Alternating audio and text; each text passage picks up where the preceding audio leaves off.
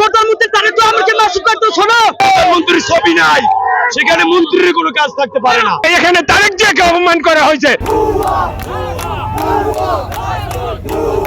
আমার প্রধানমন্ত্রী তারা তো আমাকে মাসুদ করতে শোনো, এটা মাইনে নেওয়া যাবে না, আমরা খেতে যাবো না। তারেক জিয়া প্রধানমন্ত্রী, তার ছবি লাগানো হয় নাই, শুধু মন্ত্রীর ছবি লাগানো হয়েছে। এখানে তারেক জিয়াকে অপমান করা হয়েছে। যেখানে আমার নেতা প্রধানমন্ত্রী তারেক রহমান নাই, সেখানে আমি মনে করি এই দেশে মন্ত্রীর কোনো কাজ নেই।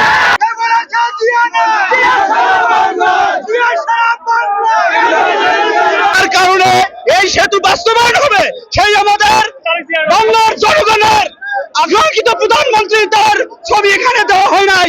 এই জন্য আমরা মাননীয় সেতুমন্ত্রীকে আহ্বান জানাচ্ছি, আপনি এই স্টেজে আপনি উঠবেন না, এখানে প্রধানমন্ত্রীর ছবি ব্যবহার করা হয় নাই। সেতু হোক, বাউফলবাসীর এটা প্রাণের দাবি, কিন্তু যেখানে আজকে সরকার প্রধান তারেক জিয়া প্রধানমন্ত্রী, তার ছবি লাগানো হয় নাই, শুধু মন্ত্রীর ছবি লাগানো হয়েছে। এখানে তারেক জিয়াকে অপমান করা হয়েছে। অতএব ওই জামাতের এই জননীতি স্টেজে যদি মন্ত্রী যায়, তাহলে আমরা এই বাউফল বিএনপি তাকে প্রত্যাখ্যান করলাম।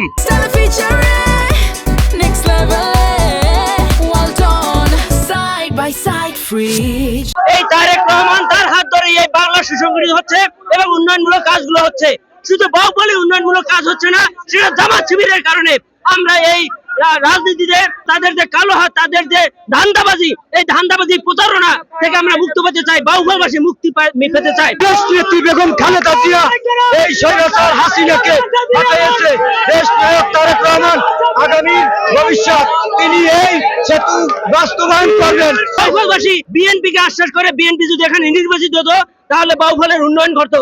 আজকে তারা নির্বাচিত হয়ে, টাকা দিয়ে নির্বাচিত হয়ে তারা বিভিন্ন ধান্দা বিক্রি করে। তারা চায় উন্নয়নের ক্রেডিট নিতে। আজকে এই ক্রেডিট বারের রাজনীতি বন্ধ করতে হবে।